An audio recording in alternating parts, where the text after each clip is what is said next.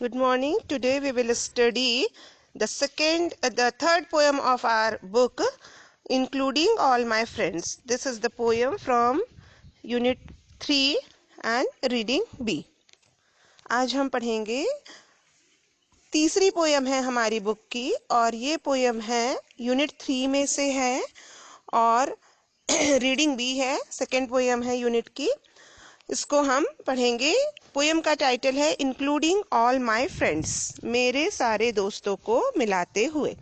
क्या है इस पोयम में, कौन से दोस्तों की बात हो रही है और कौन बात कर रहा है, इसको देखेंगे। I like to play with all my friends. They like to play with me. We play games like hide and seek and climb the backyard tree. मैं अपने दोस्तों के साथ में खेलना पसंद करता हूँ और मैं उनके साथ में, वो लोग भी मेरे साथ में खेलना पसंद करते हैं।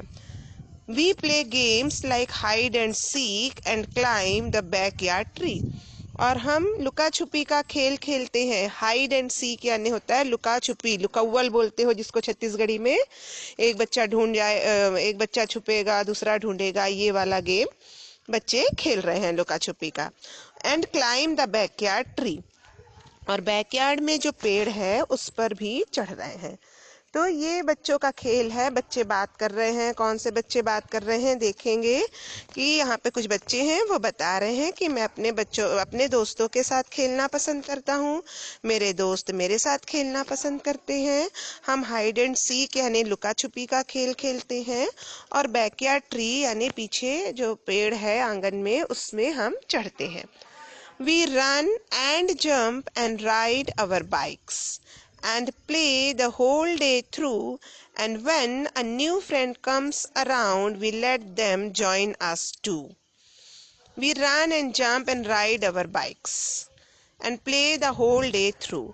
हम दौड़ते हैं, जंप करते हैं और अपनी बाइक पर सवारी करते हैं। बाइक यानी साइकिल्स जो रहती है उनको भी बाइक्स बोलते हैं। तो उस पे हम दौड़ते हैं, चलते हैं और बाइक पर सवारी करते हैं। And play the whole day through, और पूरे दिन हम खेलते हैं। And when a new friend comes around we let them join us too, और जब कोई हमारा नया दोस्त आता है तो उसको भी हम अपने साथ शामिल कर लेते हैं। तो बच्चे हैं, आराम से खेल रहे हैं, दौड़ रहे हैं, साइकिल चला रहे हैं, पूरा दिन खेल रहे हैं। कोई नया दोस्त आता है उसको भी अपने साथ खेलने में शामिल करते हैं।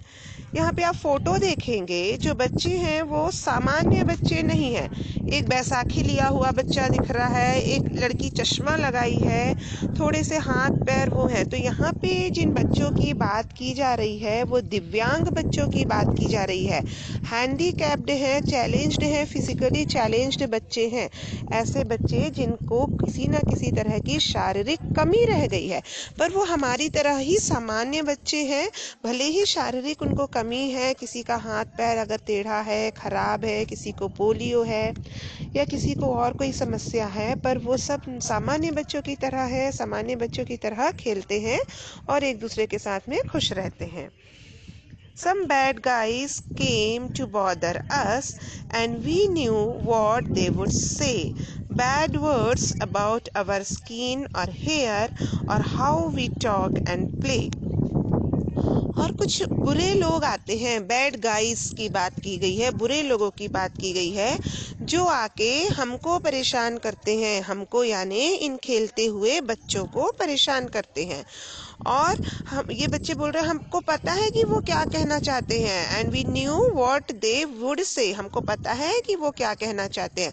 Bad words about our skin और हेयर, हमारी स्किन के बारे में या हमारे हेयर के बारे में, हमारी चमड़ी कैसी है, गोरी है, काली है, हमारे बाल कैसे हैं, इनके बारे में ये लोग गंदी बातें, बैड वर्ड्स बोलने वाले हैं कि अच्छा नहीं दिखता, सुंदर नहीं है, काला है, ऐसा है, वैसा है। मतलब फिजिकली बाहर से कौन कैसा दिख रहा है उस पे गलत बातें करते हैं कुछ बुरे लोग आके वहाँ पे। और how we talk and play, या फिर हम कैसे बात कर रहे हैं, कैसे खेल रहे हैं, इस पर भी बातें करते हैं।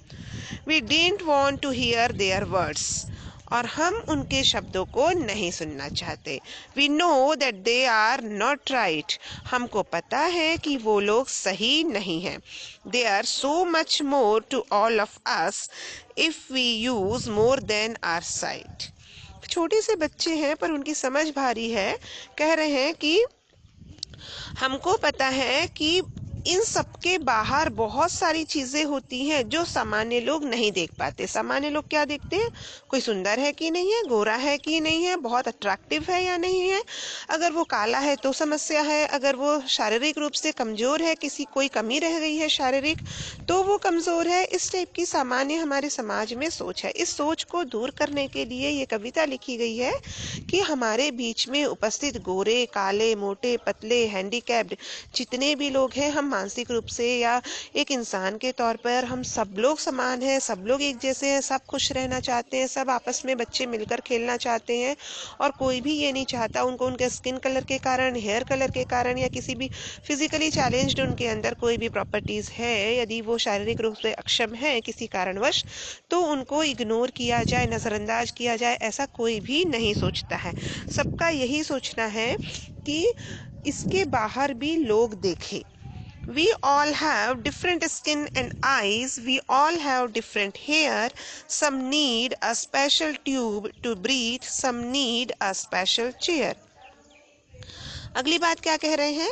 We have all have different skin and eyes. हमारी सबकी अलग अलग स्किन है, अलग अलग आईज है। मतलब कोई गोरा है, कोई काला है, आंखों का भी रंग अलग अलग है। हम सबके बाल भी अलग अलग हैं। We all have different hair, किसी के काले हैं, किसी के ब्राउन हैं, लंबे हैं, किसी के छोटे हैं। Some need a special tube to breathe.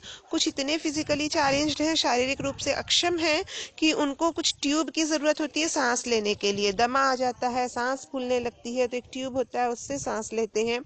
Some need a special chair. कोई बहुत ज्यादा फिजिकली चैलेंज्ड है, पैर खराब है तो उनको स्पेशल चेयर की जरूरत पड़ती है, व्हील चेयर बोलते हैं जिसको हम, जिसमें बैठ के वो चलते हैं। तो इस तरह से हैं कुछ बच्चे जो पूरी तरह सामान्य बच्चे नहीं हैं। But really we are all the same. We play, we laugh, we sleep. The mean guys had it wrong because they only look skin deep. अब उसके बाद में क्या हो रहा है? But really we are all the same. पर सच में हम सब एक जैसे हैं। भले ही स्किन कलर अलग है, बालों का कलर अलग है, आईज का कलर अलग है, हम किसी को ट्यूब लगेगा ब्रीथ करने के लिए, सांस लेने के लिए, किसी को व्हील चेयर की ज़रूरत है एक स्थान से दूसरे स्थान तक जाने के लिए, पर उसके बावजूद हम सारे एक जैसे हैं। क्यों एक जैसे हैं? हम सारे खेलते हैं, वी लाफ, हम हंसते हैं, वी स्लीप, हम सोते हैं, सामान्य बच्चों की तरह ही हैं। तो जो मीन गाइज हैं, बुरे लोग हैं, एक बार मीन गाइज बोला है, एक बार बैड गाइज बोला है। तो जो बुरे लोग हैं वो रॉन्ग हैं, गलत हैं। क्यों गलत हैं? दे ओनली लुक स्किन डीप। और उन लोग क्या करते हैं? केवल स्किन डीप तक देखते हैं। स्किन डीप यहाँ पे एक प्रोवर्ब के रूप में यूज किया गया है, मतलब सतही तौर पर देखते हैं, ऊपर से ही देखते हैं, बाहर से, अंदर झांक कर नहीं देखते कि अंदर से कोई व्यक्ति अच्छा है कि बुरा है। वो बस बाहर से देख रहे हैं कि हाँ ये फिजिकली चैलेंज्ड है, इसका हाथ पैर खराब है, इसका स्किन का रंग काला है, इसके बाल सफेद हो गए, इस टाइप की चीजें देख रहे हैं, पर अच्छे से नहीं देख रहे हैं कि उसका मन कैसा है, वो मन से अंदर से कैसा है। तो ये कविता है हमारी समझ विकसित करने के लिए कि हम समझदार बने और अपनी तरह ही जो फिजिकली चैलेंज्ड बच्चे हैं उनको भी वैसा ही समझें जैसा खुद हम लोग हैं।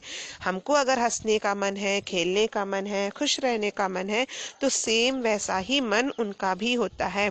वो पड़े नहीं रहना चाहते, रिजेक्शन नहीं चाहते, सब चाहते हैं कि उनको भी थोड़ा सा अटेंशन मिले, सब चाहते हैं कि उनकी तरफ भी ध्यान दिया जाए, उनसे प्यार से व्यवहार किया जाए। तो कविता का आशय यही है कि अगर आपके आसपास, आपके स्कूल में, आपके समाज में, आपके सोसाइटी में कहीं पर भी ऐसे बच्चे हैं तो आप उनको नेग्लेक्ट मत कीजिए, आप उनके साथ में सामान्य व्यवहार कीजिए, क्योंकि वो भी सामान्य रहना चाहते हैं।